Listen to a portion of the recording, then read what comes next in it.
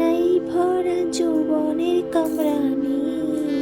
Hello everyone, সবাই কেমন আছো? আশা করছি খুব ভালো আছো। তাই জন্য আজকে তোমাদের জন্য সকাল সকাল নিয়ে চলে এসেছি একটা ব্লগ। যে ব্লগটার মধ্যে আমি আফটার বাথিং স্কিন কেয়ার কীভাবে করি, কি করি এবং কেমনভাবে শাড়ি পরি, তার সব কিছুই এখানে ডিটেলসে দেওয়া থাকলেও তোমরা প্লিজ ভিডিওটা স্কিপ না করে ফুল ভিডিওটা একদম চোখ বন্ধ নয়, চোখ খুলে রেখে মন খোলা রেখে একদম দিলদার হয়ে বসে বসে দেখো ভিডিওটা জাস্ট, ঠিক আছে? আর কমেন্ট করে জানিও আমার ভিডিওটা কেমন লাগলো তোমাদের। এরকম ভিডিও দেখতে চাইলে আমার চ্যানেলটা কী করতে হবে বলো তো? এটাও বলে দিতে হবে নিশ্চয়ই। না, সাবস্ক্রাইব করবে, কমেন্ট করবে, কারণ আমি তোমাদের কমেন্টগুলো কিন্তু চেক করি। যার কমেন্টটা বেশি আসে তারই আমি ভিডিও বানিয়ে দিই। তো তোমাদের মনে রাখার জন্যই তো করি, তাই না? অন্য কারোর কিছু মনে রাখতে চাইছি না, শুধুমাত্র তোমাদের মনে রাখার জন্য করছি। আর তোমাদের একটাই কাজ, আমার ভিডিওটা ভালো করে দেখা আর নোটিস করা এরপর কী করলে ভালো লাগতো, আর যেটা ভালো লাগবে না সেটাও কমেন্টে জানাবে। আমি তোমাদের প্রত্যেকটা কমেন্ট না খুব গুরুত্বপূর্ণ সহকারে দেখি। ওকে, বাই দ্য ওয়ে, একটা গল্প করব তোমাদের সাথে, শুনতে থাকো। আমার গল্পগুলো কেমন লাগলো অবশ্যই কিন্তু বলো। শোনো, তোমাদের একটা গল্প বলে শোনাই তাহলে। কালকে রাত্রিবেলায় আমার বর অনেক দেরি করে বাড়িতে এসেছিলো, মানে এই ধরে নাও 12:30 তখন।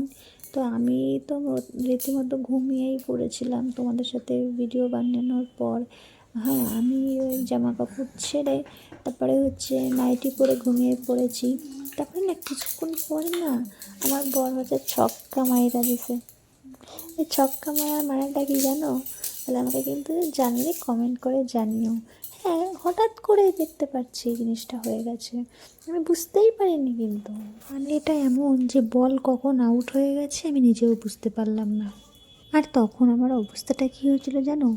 ওই যে চ্যাং মাছ আছে না, চ্যাং মাছের কাঁটা, মানে সে সময় মনে হচ্ছিলো চ্যাং মাছের কাঁটা আমার বুকের মধ্যে বিঁধেছে। উফ, আমি মানে তখন না পারছি কাঁটা বার করতে, না পারছি কাঁটা গিলতে, মানে এমন অবস্থা। শুধু আমার মানে বুকের মধ্যে লাগলে পরে কী হয়, কষ্ট লাগলে পরে যেরকম বুকটা কষ্টে একদম ফেটে যায়, ঠিক সেরকম টাইপের একটা অনুভূতি।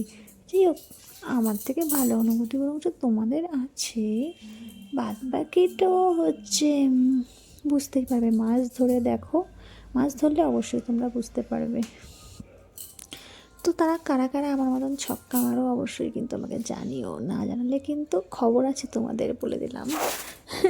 আর এরকম টাইপের ভিডিওগুলো তোমাদের কেমন লাগছে?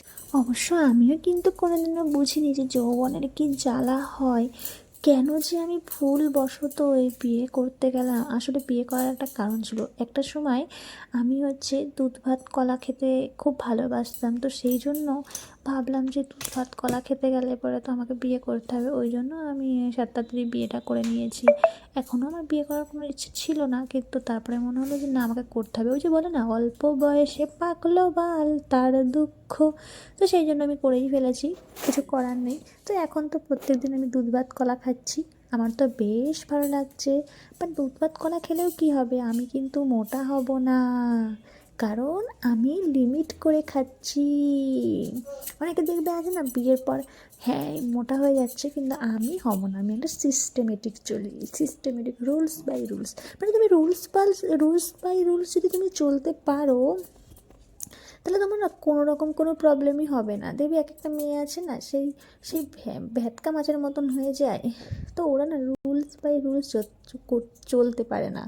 ওরা মানে অল টাইম মানে বাউন্ডারি ক্রস করে মাঠে সবসময় নেমে পড়ে, কিন্তু তা করলে তো হবে না। মাঠে সবসময় নামলে পরে তুমি একদম ওই একদম রোগা প্যাটকা হয়ে যাবে, ছেলেদের ক্ষেত্রে বলছি। আর মেয়েরা সেই একদম মোটকা হয়ে যাবে। তো ওরকম তো ভালো লাগে না, তাই না? সব কিছু তোমাকে মেনটেন করে চলতে হবে। সত্যি কথা বলতে কি জানো তো, বলতে আমার লজ্জা নেই, আমি কিন্তু পুরো দুধ ভাত কলা না একবারে গিলতে পারি না, মানে গিলতে গেলে পরে আমার গলায় আটকে যায়। তো ওই জন্যই হয়তো হতে পারে আমি এখন ছোট আছি, মানে আমার মধ্যে এখনও সেই মানে ওই বড় বড় ভাবটা এখনও আসেনি, ওই জন্য আমি খুব মজা করি, মানে এরকম